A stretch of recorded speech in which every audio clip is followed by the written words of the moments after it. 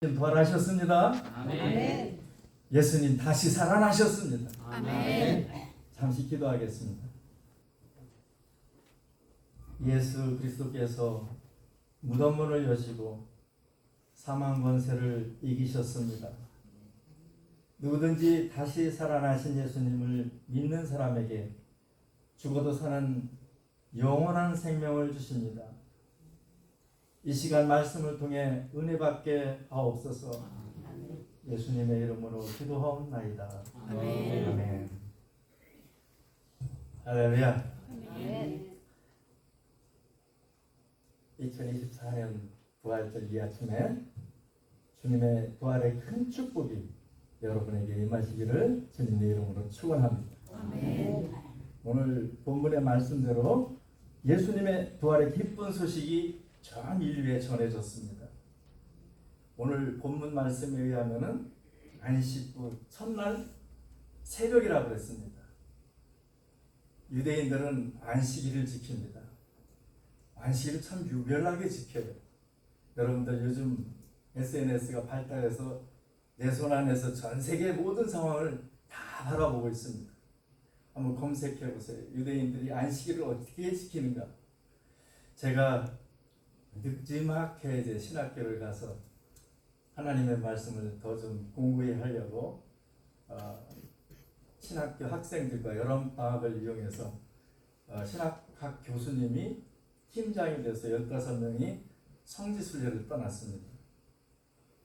일반 그런 패키지가 아니라 신학교 교수님이 만드신 그 패키지대로 하나님의 말씀을 쫓아가는 그런 프로그램이었어요. 21박 22일의 긴 여정이었습니다. 그 중에 이제 마지막에 예루살렘에 도착했는데 그곳에 마침 안식일이었어요. 그래서 가이드가 유대인 집을 방문해서 유대인들이 어떻게 안식일을 지키는가 한번 우리가 경험해 봅시다 해서 유대인의 집을 방문한 경험이 있습니다. 그 가이드에 의하면은 이 유대인들은 안식일이 되면 2km 밖을 나가지를 않는다 그럽니다. 그리고 미리 음식을 다 준비해가지고 그냥 전자레인지 같은 데다가 데펴서 먹기만 할 수 있게끔 다 준비를 해놓고 심지어는 전등 스위치 껴는 일도 안 한다고 그래요. 이렇게 철저하게 안식일을 지켜왔던 유대인들입니다. 여러분 성경에서 잘 나와 있습니다. 안식일 전날이에요. 예수님께서 돌아가셨습니다. 안식일 하면 금요일 저녁 6시부터 다음날 토요일 저녁 6시까지를 안식일로 규정하고 있습니다. 그래서 유대인들이 철저하게 안식일을 지켜왔던 것입니다. 그래서 유대인이 유대인 될 수 있었다는 것은 이 안식일을 그렇게 철저하게 지켰기 때문이라고 하는 학자들도 있습니다. 그런데 어떻게 됐어요?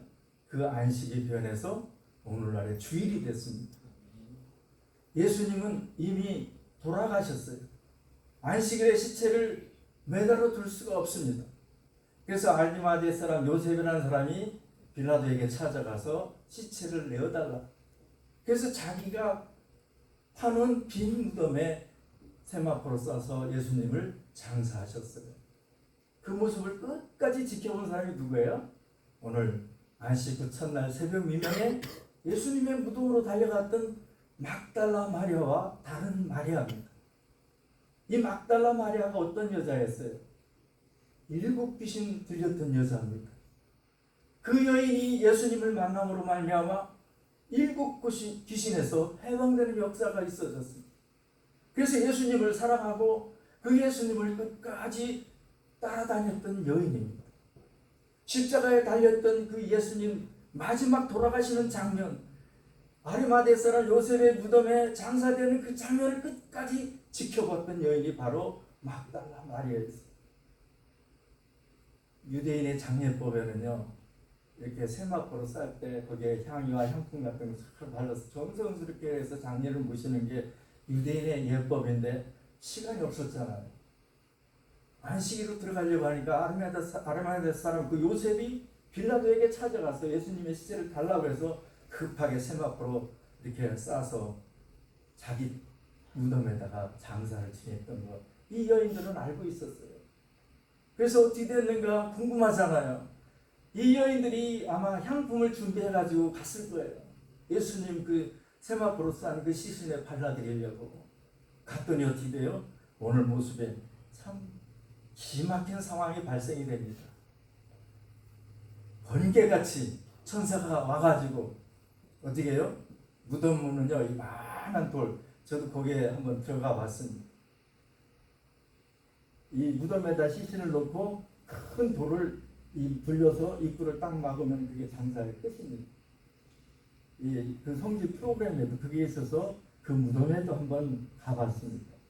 오늘 그때 큰 지진이 나며 주의 천사가 하늘로부터 내려와서 그 돌을 불려내고 어떻게 해요? 그 위에 앉았는데 그 형상이 번개 같고 그 옷은 눈과 같이 휘어졌더라고 이야기합니다. 그러니 여인들이 얼마나 놀랬겠습니까? 네? 설레는 가슴으로 팍 달려왔는데 하늘에서 천사가 그냥 지진과 함께 나타나가지고 번개같이 그 돌을 불려내고 그 위에 앉아있는데 그 형상이 이루 말할 수 없는 형상이었잖아요. 얼마나 두려웠겠습니까? 제가 한번 무슨 얘기를 할까요? 이제 신학교 3학년 이제 편입을 해가지고 신학대학교 4년을 이제 졸업을 하고 그 다음에 신대원으로 들어가서 제가 교육전도사로 나왔어요. 처음에 아주 시골교회 충남 금산군 비례리에 있는 비례교회라는 곳에. 근데 그때 부활주의를 맞이했는데요. 온 성도가 하얀 소복을 입고 다 나온 거예요. 아침에 새벽에. 저는 그 광경을 처음 본 거예요. 이게 무슨 상황이지? 이게 전 찬송도 잘 못하던데 그때는 앞에 나가서 찬송 인도를 하는데 속으로는 너무 웃기는 거예요. 이게 막 아니 장사 지내러 온 것도 아닌데. 근데 오늘 말씀해 보니까 천사가 입은 옷이 하얀 옷이었더라는 거죠. 아마 이런 의미에서 또 부활을 기념하기 위해서 모든 성도들이 누가 이야기한 것도 없이 한국 하얀 속옷을 입고 나왔더라고요. 목사님마저도 하얀 넥타이에 좀 하얀 양복 아니었는데 하얀 후드로 하셨죠. 예? 그 다음에 하얀 가운을 입고 저는 뭐 후드가 없이 이렇게 있지만은 그 목사님도 하얀 가운에 하얀 후드를 하고 전 성도님들이 하얀 옷인 거예요. 여러분 정말로 주님 맞을 그 성도님들의 그 마음 너무 기쁘지 않습니까? 네. 근데 이 여인들이 두려움과 큰 기쁨을 안고 제자들에게 달려가는 모습이 나오잖아요. 첫 번째 두려움은 이 천사를 만난 상황이고, 큰 기쁨은 뭐예요? 예수님께서 다시 살아나셨다라는 기쁨의 좋은 소식을 들은 거예요. 너무 기쁜 거예요. 근데 예수님을 직접 보지 못했잖아요. 아직까지.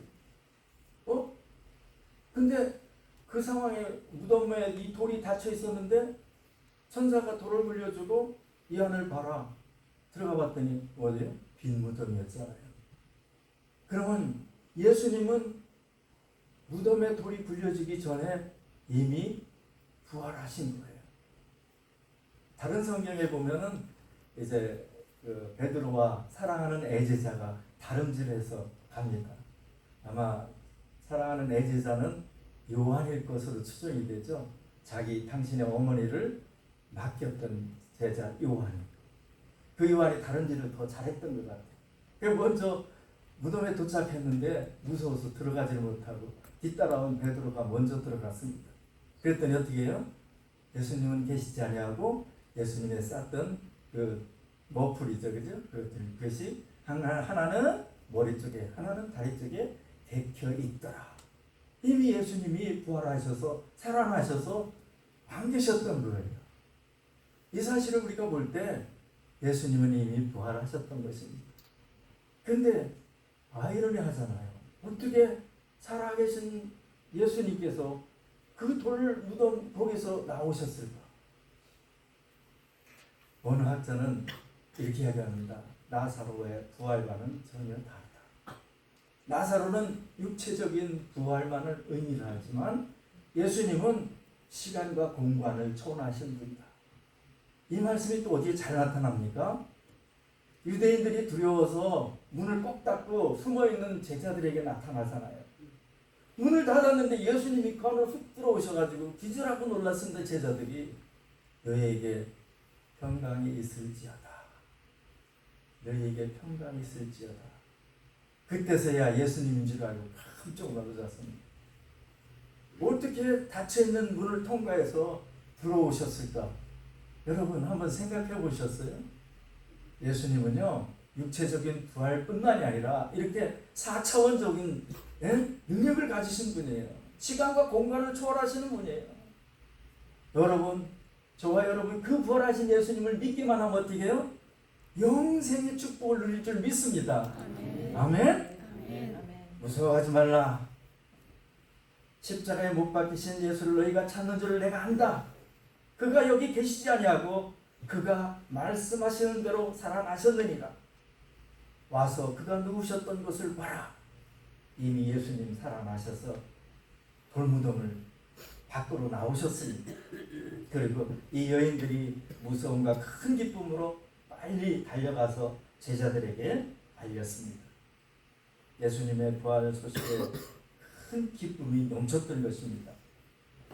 예수님의 부활은 하나님께서 개입하신 계시적인 사건입니다. 이 부활하신 예수님을 믿는 사람에게는 하나님께서 부활의 새 생명을 주십니다. 아멘. 부활하신 주님은 고난의 현장을 떠났던 제자들에게 찾아가서 형제로 받아주셨습니다. 부활하신 주님을 믿는 것은 주님과 새로운 관계로 들어가는 것을 의미합니다. 부활하신 주님께서 제자들에게 어디로 가라고 말씀하셨습니까? 오늘 본문에 보면 갈릴리로 가라고 말씀하셨습니다. 갈릴리가 어디예요? 제자들이 삶의 터전이 있는 곳입니다. 생의 현장입니다. 그 생존의 현장에서 현현하신 예수님께서 나타나셨습니다. 거기서 제자들과 만나셨습니다.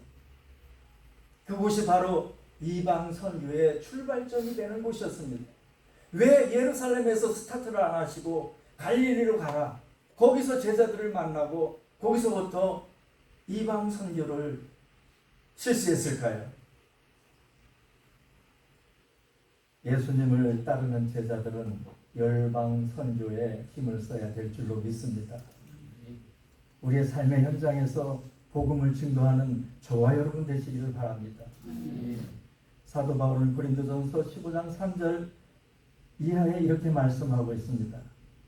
내가 받은 것을 먼저 너희에게 전하였느니 이는 성경대로 그리스도께서 우리 죄를 위하여 죽으시고 장사 지낸 바 되셨다가 성경대로 사흘 만에 다시 살아나사 게바에게 보이시고 후에 12제자에게와 그 후에 500여 형제에게 일시에 보이셨나니 그 중에 지금까지 대다수 살아있고 어떤 이는 잠들었으며 그 후에 야고보에게 보이셨으며 그 후에 모든 사도들에게와 맨 나중에 만삭되지 못하여 난 자 같은 나에게도 보이셨느니라고 고백합니다. 사도 바울은 다메섹 도상에서 부활하신 예수님을 만났습니다. 완전히 그곳에서 꼬꾸라졌습니다. 이 사도 바울이 증언하는 말씀입니다. 이처럼 모든 복음서와 바울이 전하는 서신서 그리고 각종 서신서에 보면 부활하신 예수님의 말씀이 나옵니다. 이 부활 사건은 정말 전적으로 나사로의 부활과는 다른 것입니다. 전에도 말씀드렸지만 시간과 공간에서 초월해서 나타나신 예수님, 그리고 육체적인 부활로 나타나셨습니다. 디베라 바닷가에서 생선 좀 가져와라 함께 구워서 똑같이 드셨습니다. 우리가 인간과 똑같이 나사로 같은 육체적인 부활을 의미하면서 또 닫혔던 문에 그냥 통과하셨던 예수님, 제자들에게 찾아오셔서 너희에게 평강이 있을지어다. 오늘 우리에게도 이 축복을 내려주시는 줄 믿습니다. 아멘.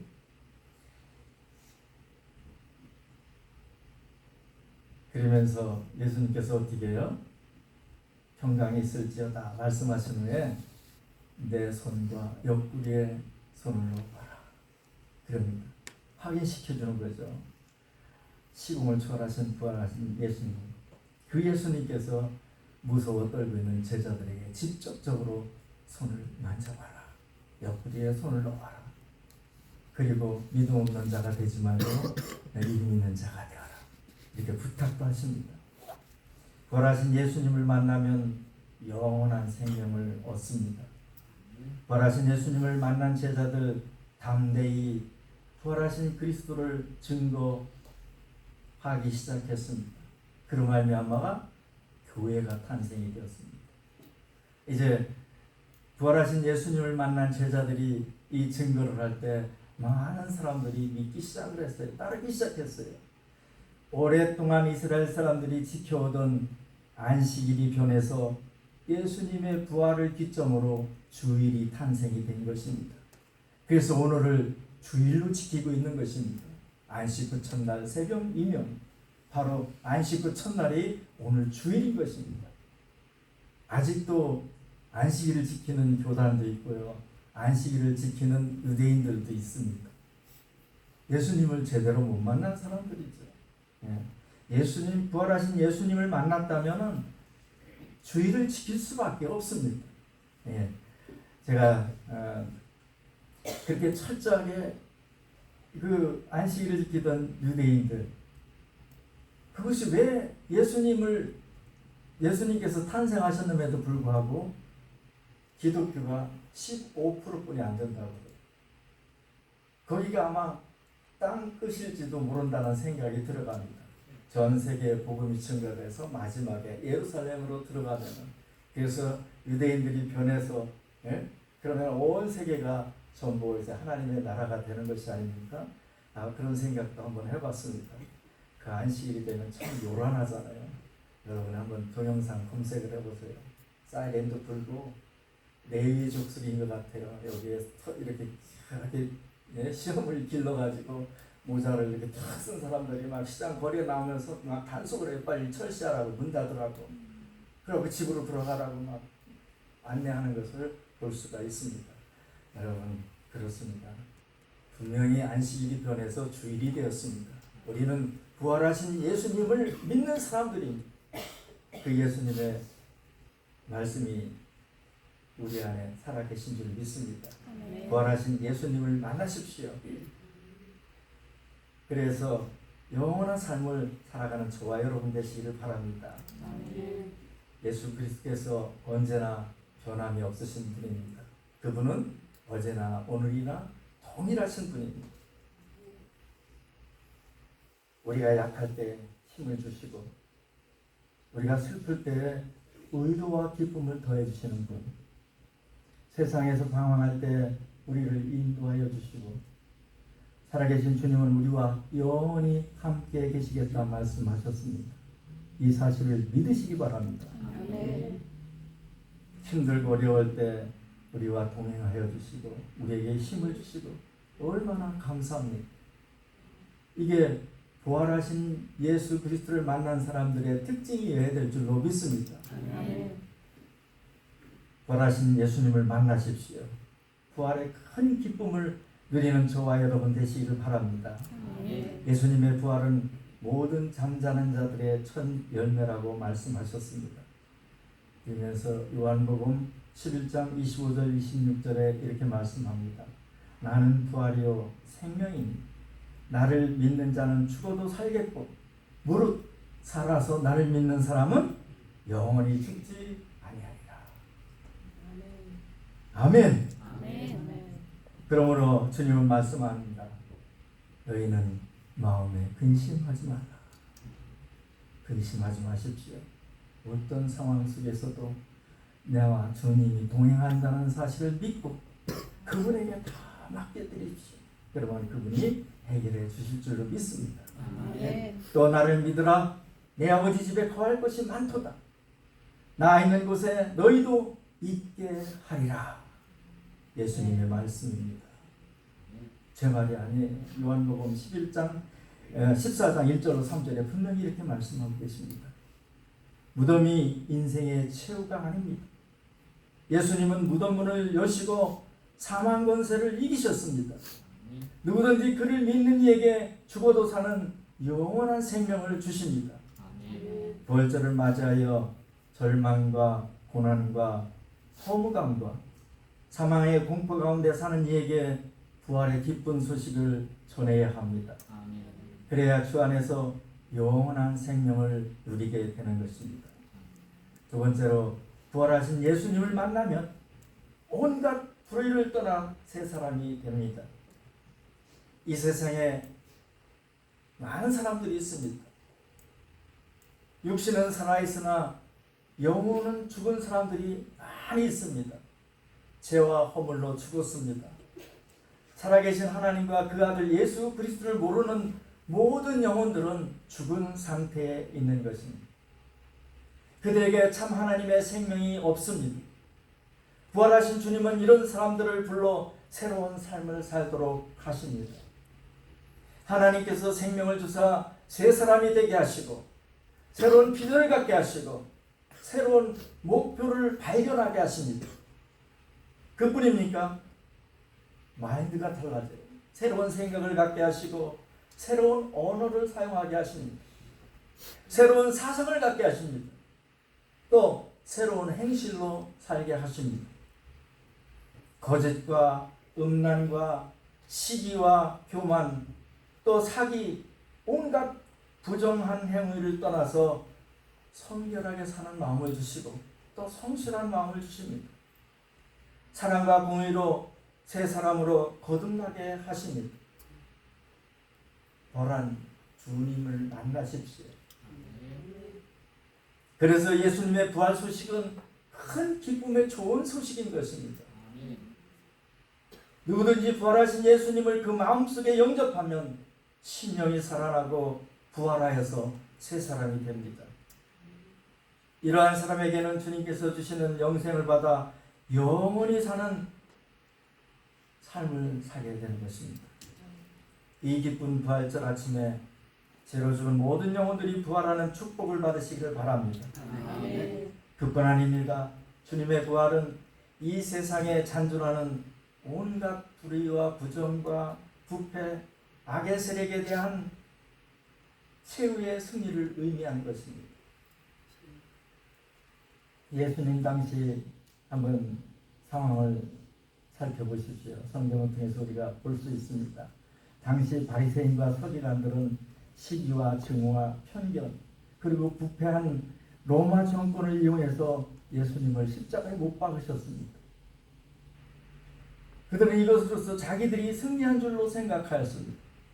그러나 역사는 그렇지 않습니다. 죽으셨던 주님은 3일 만에 무덤을 깨치고 부활하셨습니다. 이것은 무엇을 의미합니까? 사회적으로, 역사적으로 공의와 진리와 사랑은 최후 승리를 거둔다는 의미입니다. 이것을 예수님께서 증명하신 것입니다. 그러므로 우리는 사회 정의가 바로 서지 않는다고 낭망할 필요가 전혀 없는 것입니다. 승리는 반드시 옵니다. 한 조각의 검은 구름이 태양을 가릴 수가 있습니다. 그러나 일시적인 것입니다. 시간이 지나면 그 구름도 거쳐서 밝은 빛을 우리가 바라볼 수 있듯이 부활하신 예수님을 만난 사람에게는 어떠한 고난과 시련도 이 검은 구름 같은 한 조각과 같은 것입니다.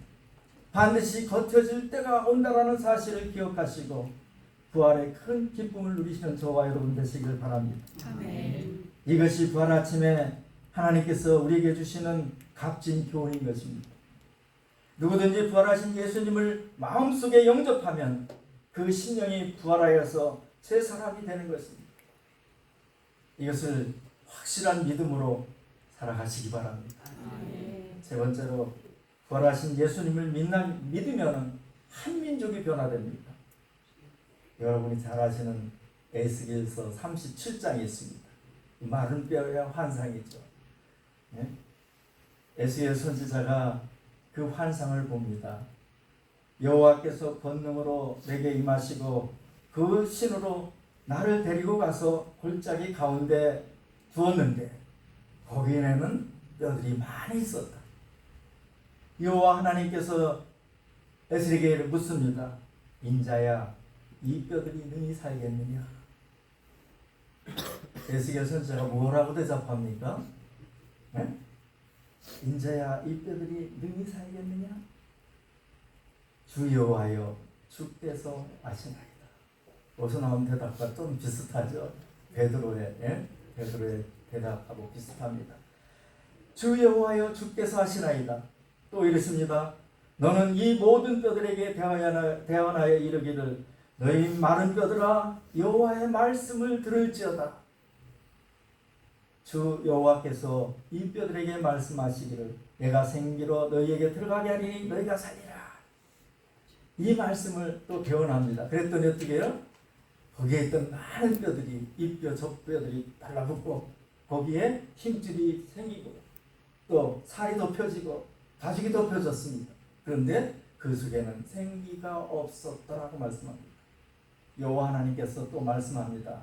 에스겔아, 가서 그들에게 생기를 불어넣어줘라.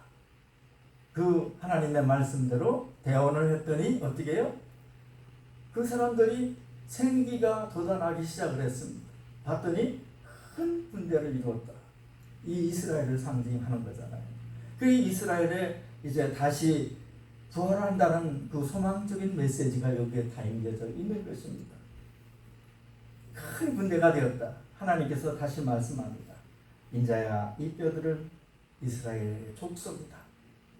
그들이 말하기를 우리의 뼈들이 말랐고 우리의 소망은 없어졌으니 우리는 다 멸절되었다라고 고백을 합니다. 여러분, 옛날 이스라엘이 그랬어요. 마른 뼈들처럼 소망이 없었습니다. 그런 뼈들을 주님이 생기를 불어넣으니까 다시 살 소망이 생겼다라는 것입니다. 여러분, 부활절 아침에 부활하신 주님 여러분 안에 살아계십니다. 큰 기쁨을 누리고 살아가시기 바랍니다. 이것이 옛날 이스라엘 민족의 부활에 대한 비전이었습니다. 에스겔 예언대로 이스라엘 민족은 부활하였습니다. 이와 같이 한 민족이 부활하신 예수님을 믿으면 그 민족 전체가 다 변하는 것입니다. 이민 사회가 참 어렵습니다. 우리 이민교회들이 이 부활하신 예수님을 잘 증거할 때 우리 이민 사회가 건전한 이민 사회로 거듭날 줄 믿습니다.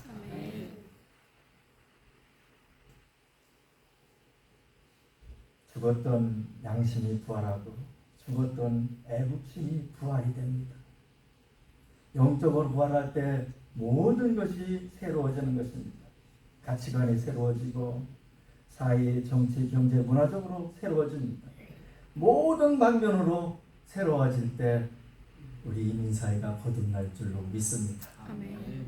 사랑하는 성도 여러분, 이 부활절 아침에 부활하신 예수님을 영접해서 이 세상에 살아있을 때도 참된 삶을 사시고 또 영원히 사는 축복을 누리시기를 주님의 이름으로 축원합니다. 아멘. 기도하겠습니다.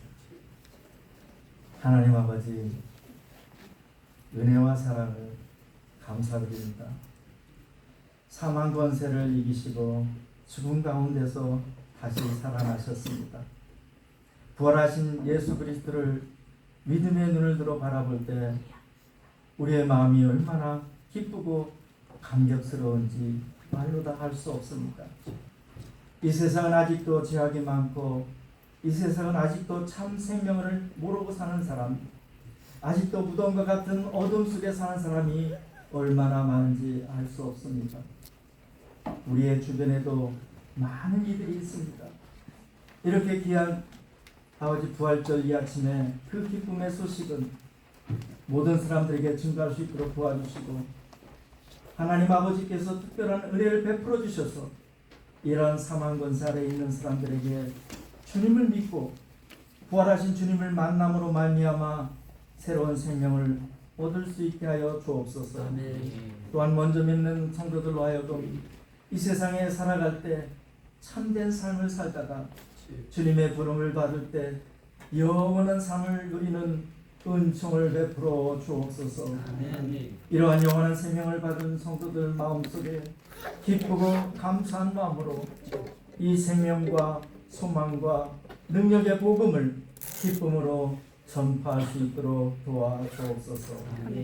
부활하신 예수님의 이름으로 기도하옵나이다.